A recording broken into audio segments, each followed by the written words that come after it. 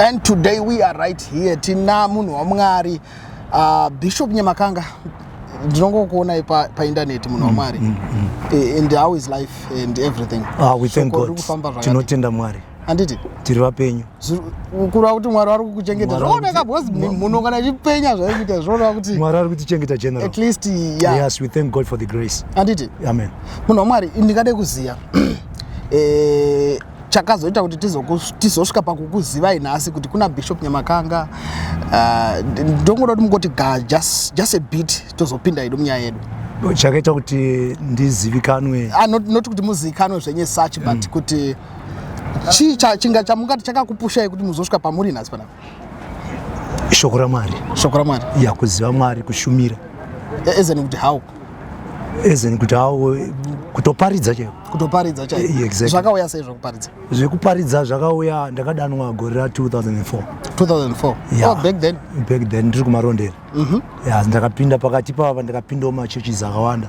Alright. Ndichishumirawo nevanhu vaMwari vakasiyana siyana. Nevanhu vaMwari vakasiyana siyana. Saka alright, yes nowadays kune vanhu vakawanda vari kuparidza munhu waMwari. Vakawandisa. And ndingade kuziva kuti gospel renyu rakasiyana kana kuti gospel ramuinaro rakasiyana sei nemamwe magospel watinogara tichinzwa because pamwe maybe gospel renyu rakafanana nemagospels ese atinonzwa aka pamwe mungadai musina kutombofunga kuparidza makangonojoina ikoko mukatotanga kuparidza.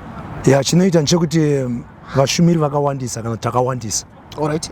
Uye tine messages akasiyana zvichibva pamessage 1. Saka vamwe vanoshumira vhangeri remari. Alright. Vamwe vanoshumira vhangeri rembiri. Vamwe vanoshumira vhangeri remuchinjikwa rinova raKristu. Saka mukusiyana kwemharidzo ikoko ndokusiyana kwedu. Ndokusiyana kwenyu. Kana muchiti vhangeri remari, vhangeri tichikutaura the gospel that is monetary and financially centered. Vhangeri rinoita kuti vanhu vaise pfungwa dzavo pazvinhu zvinobatika kazhinji kacho. Alright. So kusiyana samuri kuti zvakasiyana pakuti chi as in kuti like gospel renyu rakanyatsosiyana papi ndo pandinoda kunyatsoziva kuti vhangeri raKristu general vhangeri raKristu ndere umambo. Vhangeri raKristu ndere umambo. Okay, Matthew chapter 6 verse 33. Jesus anoti first seek ye the kingdom of God and his righteousness. Saka chinotanga chatsvagwa umambo neutsvene kana nekururama. Zvimwe zvese zvozowedzerwa. Saka kureva kuti tikatsvaga umambo ndo watinofanira kuparidzira vanhu. But vanhu vashumiri havachaparidzi umambo, vakuparidza mabenefits eumambo. Because first seek the kingdom of God and his righteousness. And all these things, cars, houses, whatever we want, these are the benefits of the kingdom. My benefits. Exactly. Also umambo.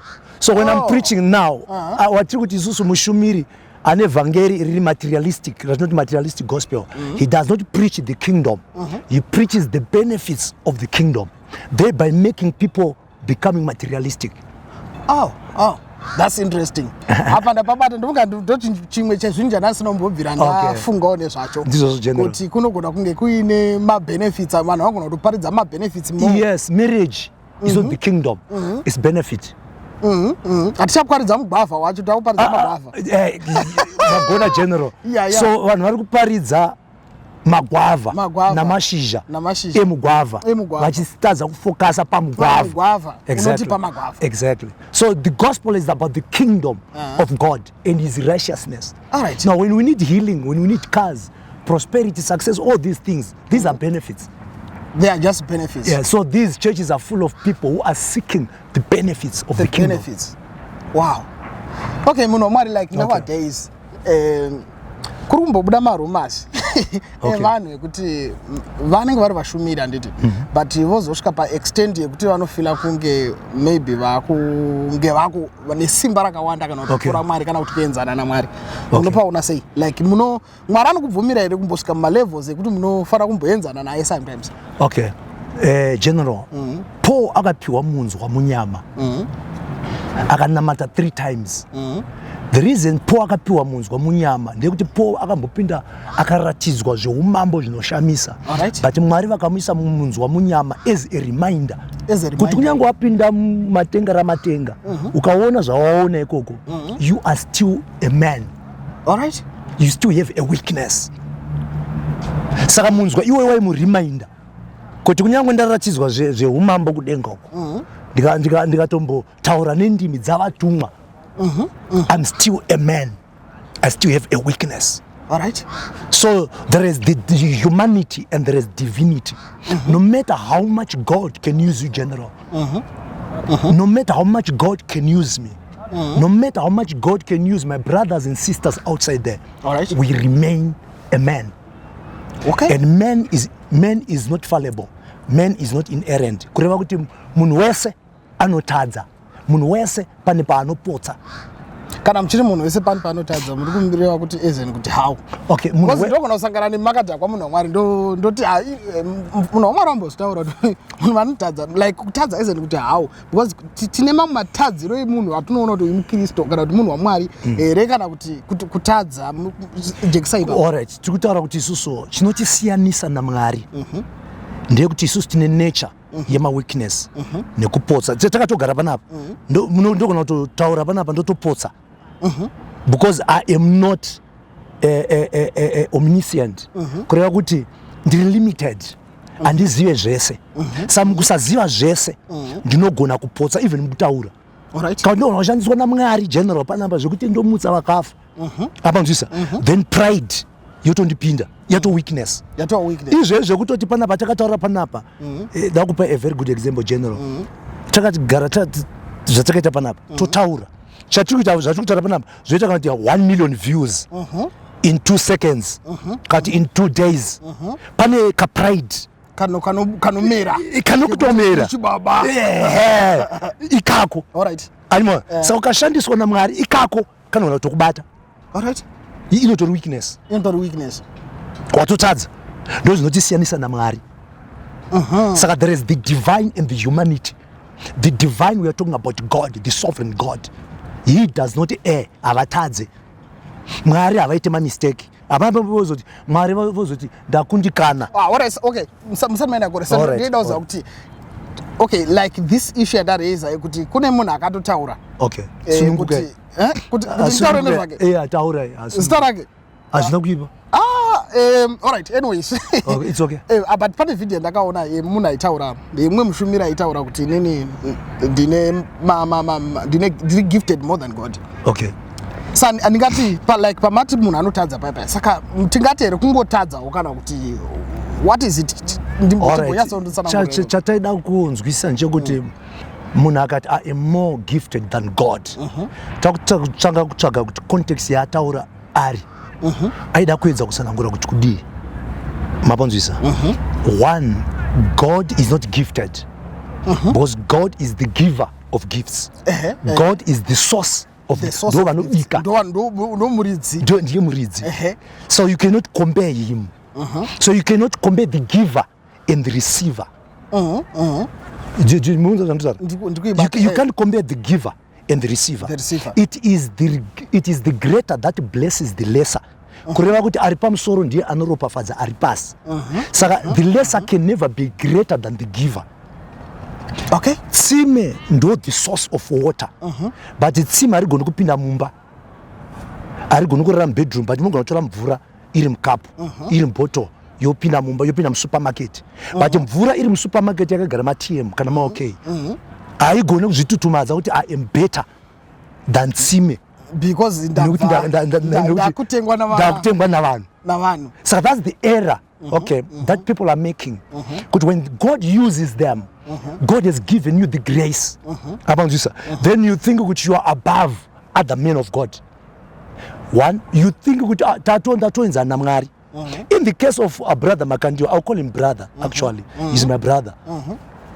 In the case of brother Makandiwa, I am greater. I've got a gift which is greater than God. I think English. Probably it was error, grammatical errors. Semafungiro angu inini. Kuti pane pfungwa yavaida kuedza kutseketudza. Zvekuti pamwe dai vakatsanangura neshona yegona kubatika. But takuda kushandisa zvavakashanda nazvo. All right. ngatimboshande because apa takuita ma assumptions kuti pamwe zvichida kuti gift is gifted. Aungagone kuti I am gifted more than God. Iwo chipo chacho ichocho wakachipiwa naMwari chakakubvisa kumuzarabani kwawairima fodya usiri chinhu. You understand what I'm saying? Yeah. Mwari wobva vakunhonga, wobva vakupa zvipo, wobva waaccomplish'a zvinhu zvakawanda nekuda kwechipo, wobva usvika palevel raLucifer. Apanzwisa ndo zvakadzingisa Lucifer Satan kubva kudenga paakabhudzurwa kudenga ndo yakabhutsirwa ndo nyaya yakabhutsirwa yekuti ndika ini the bright morning star. Ambanzwisa saka the moment pakutoti my gift is better than kati ndine zvipo zvakawanda kupfuura Mwari, that's error. So maybe ndo zvakaitika kakuno to your brother akafila kuti maybe that's error, and this is an error and he has to correct this error. Yes, this is an error general and he has to correct that error. Chinozoratidza kuti uri munhu waMwari chii, let me explain. Chinonzi munhu waMwari hakusi kuparidza papulpit, hakusi kuenda kuchechi, kana kuti ndiri panapa bishop man of God. Tine vamwe vanhu vari mumachurches vari vana vesangano but ari men and women of God. Let me explain to you. Chiri kunzi man of God munhu ane usanganiswa hwaMwari, munhu ane character yaMwari, ari kuita zvisingagoni kuitwa navanhu but zvichiitwa naMwari. Mapanzwisa saka brother Makandiwa chinoratidza kuti munhu wakaita error, but kuti zvawati this is a true man of God, munhu anoadmita kuti this is an error, I made an error. Ladies and gentlemen, pandanga ndichida kuedza kutseketudza paya ndaida kuti ndaisareva kuti zvakati, but ndakatadza kutsanangura zvamakakwanisa kunzwisisa. But manje munhu ane pride, you find defense kuti zvandakatotaura zvinotori right zvazvi, wototsvaga something to defend, wototsvaga vanhu nevana vako vakutokudefenda kuti zvakataura baba vedu ndizvozvo chaizvo, but which is totally different. Shoko raMwari manje rasiyana nerimwe business. Shoko raMwari tinobudirana pachena. Ndizvozvo chaizvo. Exactly. So brother Makandiwa, he made an error, and that error has to be corrected. He is not greater than God. In fact, comparing yourself, kana tisiri muligi imwe chete. Apanzwisa ima amuse mfundisi, amuse bishop, ndiri bishop, I cannot compare with you. Neither can you compare with me, because we ain't in the same league. Exactly. So Makandiwa is not in the same league with God. He's not in the same league with Christ. Let Makandiwa say, I am greater than TB Joshua. Yeah. Fine, no problem. I'm greater. I am the only man of God here in town. Fine, no problem. You know, we cannot contest that. Kati muno muZimbabwe, the only two prophets of God ari muno ndini chete. It's okay. We have got another Philip Kaku. There's another from Ivory Coast who is being claimed to he's the only prophet of this generation, Asara. All right. We cannot contest that. But ukazobata manje ari kumdenga kumusoroko zvakuita kuti nesuwo titange kukubvunza kuti aiwa kamarasika ka mamusima wakunyanya manyanya kusvika watonzwa Java kutotarata aiwa izvi handizvo. Asi ukaona kurektora Java, I'm not saying I was going through another posture Java this morning. I started my errors akaitwa na brother Makandiwa kubva 2011 2017 kusvika paera ino. Saka kureva kuti you don't become a false prophet because of one mistake. Mukatadza generation izvi, mukatadza mukaparidza mari dzomuitadza, we don't declare you a false prophet. But we declare you a false prophet when mistakes repeatedly come from you and you don't take correction and repent, then you are false. Because you know, I remember Jesus aitombo correct even vadzidzi vake kuti apa wakanya apa izvowaita ziri izvozvo rapita izvo zvawaita dzosara chibanga chako inzwa Jesu anotaura nyaya yerufu rwake aine vadzidzi vake vadzidzi vakati Peter akati Jesu yamutarai mutombo ndofimi Peter ndobva aziva kuti izwi riri kutaura muna Peter umu nderasatani uyu ndiPeter but apindwa naSatani ndobva ati get behind me Satan kureva kuti Jesu anga asinga address Peter aiadresa Satan apinda muna Peter achicorrecta kureva kuti brother Makandiwa hazvisi kureva kuti munhu anogara achitadza but unogona kumbopindwa nekapride ende kana ukapindwa tobva tati get back to me exactly fambira mashure saka problem yaitika kuvanhu vaMwari isusu generation ino we don't listen to each other imi mandigoni kukuteerera nekuti ndoti ndingauzwi chiko naNyamakanga anoti haleluya amazodi kana akagara padombo anondiudza chi I have accomplished this ndine 20,000 people I've got 200 people ndopindira chechi mutown I've got cars I've got what saka mukatadza munhu akadaro akatadza haachabvume kugadzirisika anotanga atasa status yaNyamakanga kuti ada kundicorrecta wacho ndiani but chinoticorrecta isusu it's not me it's not you it is the word which is the measuring yardstick of the word of God. Saka shoko raMwari ndo rinotirovedzera. The same word rinovaka Makandiwa is the same word rinondivaka. Rikanditsura is the same word rinogona kukutsiurai.